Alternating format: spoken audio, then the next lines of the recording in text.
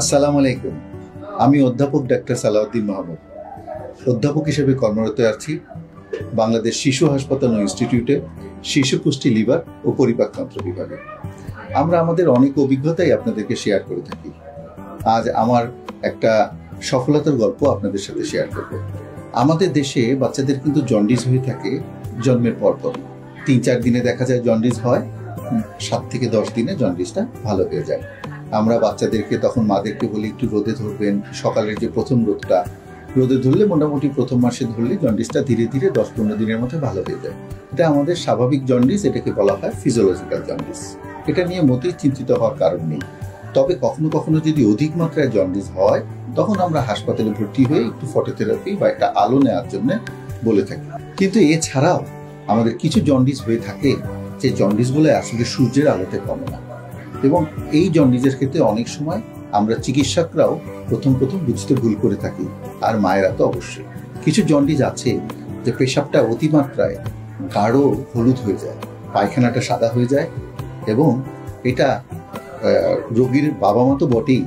তখন চিকিৎসকরা মাঝে মাঝে বাচ্চাদেরকে তার প্রথম দিকে রোদে ধরতে বলেন, এবং রোদে ধরার পরেও দেখা যায় জন্ডিস যখন কমছে না, জন্ডিসটা যখন 15 দিন পার হয়ে যায় তখন বাবা মা বিচলিত হন, সাথে চিকিৎসকও। তখন তাদেরকে পাঠিয়ে দেওয়া হয় শিশু পুষ্টি, লিভার ও পরিপাকতন্ত্র বিভাগে। দেখা যায় আমাদের কাছে আসতে আসতে বাচ্চারা 1 মাস, 1.5 মাস, 2 মাস পর্যন্ত সময় লাগিয়ে দেয়। ততদিনে লিভারটার উপরে লিভারের একটা রোগ যাকে আমরা বলে থাকি নিউনাটাল কোলেস্টেসিস। এই কোলেস্টেসিসে আমরা 3টা উপসর্গ পেয়ে থাকি: সাদা পায়খানা, অধিক মাত্রায় হলুদ প্রস্রাব, আর তার সাথে লিভারটা বড় হয়ে যাওয়া এবং জন্ডিস। এবং যখন মায়েরা আমাদের কাছে আসে তখন আমাদের খুব বেশি কিছু করার থাকে না। মাঝে মাঝে দেখা যায় জন্মগতভাবে লিভারের ভিতরে একটা নালী আছে যার নাম পিত্ত নালী।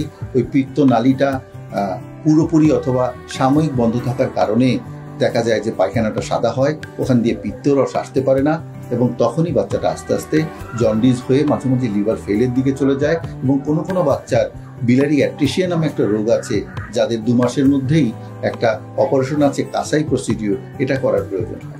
আজকে আমরা এমনই একটা বাচ্চার গল্প শুনবো যে বাচ্চা আমার কাছে এসেছিল 1 মাস 7 দিন বয়সে, এরকম গাঢ় প্রস্রাব, সাদা পায়খানা আর জন্ডিস নিয়ে।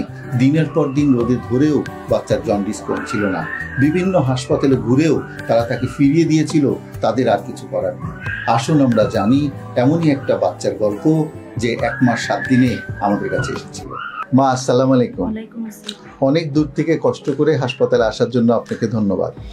আসলে মা, আমরা জানি আপনার বাচ্চা এখন 2.5 থেকে 3 বছর বয়স, সাদ বিন ইসলাম। সে এখন বসে বসে জুস খাচ্ছে, কিন্তু আল্লাহ তাআলা তাকে এত সুস্থ একটা জীবন দান করেছেন, সবই আল্লাহ তাআলার কৃপা। কিন্তু ওর যে ছোটবেলার কাহিনী, এই কাহিনীটা মোটেও আপনার জন্য সুখকর ছিল না। আমরা একটু আপনার থেকে, আপনার মুখে আপনার বাচ্চার গল্প আজকে শুনবো যে কি হয়েছিল তার ছোটবেলায়। আমি যতটুকু জানি ওর 1.5 মাস বয়সে যখন বিভিন্ন হাসপাতাল থেকে আপনাকে ফিরিয়ে দিয়েছিল, ঠিক তখনই আপনি আমার কাছে বা আমাদের হাসপাতালে আসেন চিকিৎসার জন্য। তাহলে একটু ওই সময়টার কথা জানতে চাই, ওর জন্মের পরে আপনার সেই খারাপ সময়গুলোর কথা। জি স্যার, ওর বয়স যখন 15 দিন তখন ওর জন্ডিসটা আমরা অনেক বেশি লক্ষ্য করছি, বা তখন তো বাড়িতে ছিলাম। তো লক্ষ্য করার পরে আমি ওরে, মানে আমার যে বড় ছেলেটা তার ওরকমের জন্ডিস হয়েছিল, স্বাভাবিক জন্ডিস, যেটা ওরে রৌদ্র ধরার পরে ভালো হয়েছে বড় বাচ্চাটা।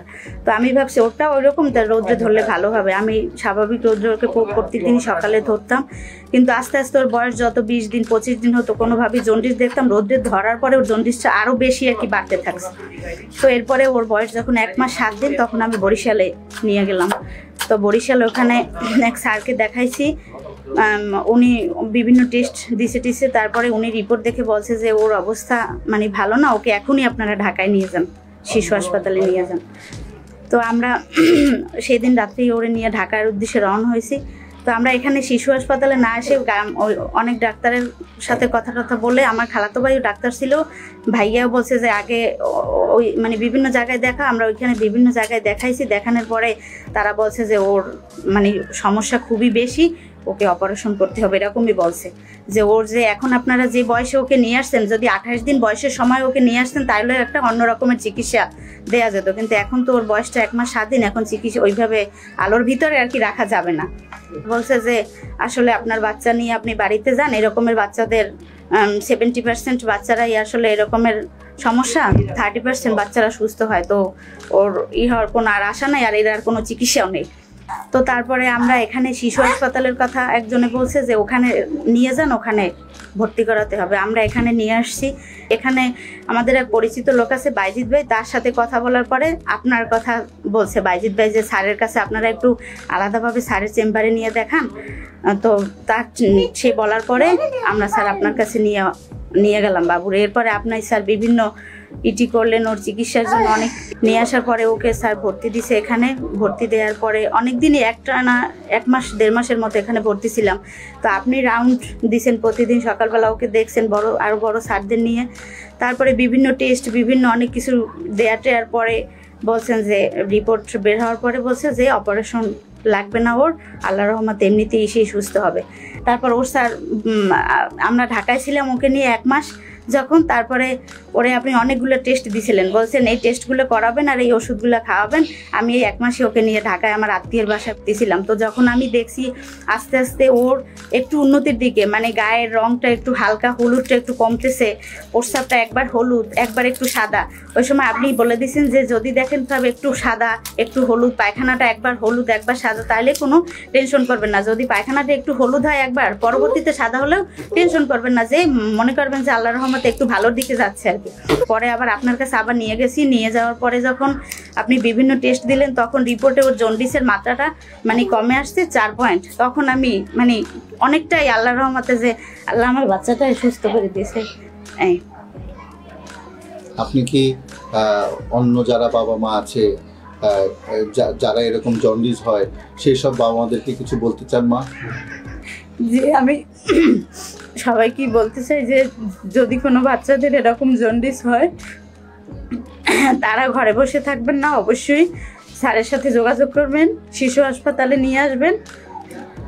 আর আপনার বাচ্চা তো এখন আল্লাহর রহমতে সুস্থ আছে, আল্লাহর রহমতে ভালো আছে, খেলাধুলা করছে, খেলাধুলা করতেছে, তার লিভার জন্ডিস এখন নেই, সাদা পায়খানা এখন নেই, এবং তার সেই আগে গাঢ় হলুদ রঙের প্রস্রাব হতো সেটাও এখন আর হচ্ছে না। স্যার ওর একবার এমন প্রস্রাব হয়েছিল হলুদ, মানে হলুদ হয়ে লাল হয়ে গেছিল। আমার মানে জামায় মানে প্রস্রাব করে দিছে, সেই দাগ জামাটা আমি রাইখে দিছি, এখনো আছে আর কি, মানে লাল মানে হলুদ হয়ে লাল হয়ে গেছে, এতটা মানে খুব খারাপ অবস্থা হয়েছিল। আল্লাহ রহম করেছে। কিন্তু আপনাদের বলতে চাই, এই যে এখন বাইরের খাবার দাবার আজকে হয়তো কিনে দিছে উনি ওকে চুপ রাখার জন্য, বাইরের খাবার দাবার কিন্তু খাওয়া যাবে না। লিভার যেসব খাবার সহজে হজম হয়, আমাদের পারিবারিক খাবার, নরম ভাত, মাছ, মাংস, ডিম, এই পারিবারিক খাবারগুলোই আমার বাচ্চা খেতে পারবে, ও স্বাভাবিক জীবনযাপন করতে পারবে। যখনই কোনো বিপদ হবে, আপনি জানেন আমাদের এখানে সোমবার আমাদের এখানে ফলো আপ হয়, অথবা আপনি যদি মনে করেন যে না সোমবার আপনি আসতে পারছেন না, যে কোনো দিন আমাদের সাথে আপনি এসে দেখা করতে পারেন, ছুটির কাগজটা সাথে রাখবেন। যে কোনো প্রয়োজনে আপনার বাচ্চার 18 বছর বয়স পর্যন্ত আপনার বাচ্চার যে কোনো সমস্যায় আমরা আপনার বাচ্চার পাশে আছি। আমরা যদি আল্লাহ করুক আমরা যদি নাও করতে পারি, কোথায় চিকিৎসা হবে সেটা আমরা আপনাকে নিশ্চিত করে দিব। কাজে আপনার বাচ্চার ব্যাপারে আপনি আমাদের কাছ থেকে নিশ্চিত থাকতে পারেন। আর আল্লাহর কাছে আমাদের জন্য দোয়া করবেন, আমরা যেন এই বাবুর মতোই অসংখ্য বাবুকে আমরা সার্ভিস দিতে পারি, এবং আমরা আপনার মুখে আজকে যে হাসি, এই হাসি ফোটাতে পারি।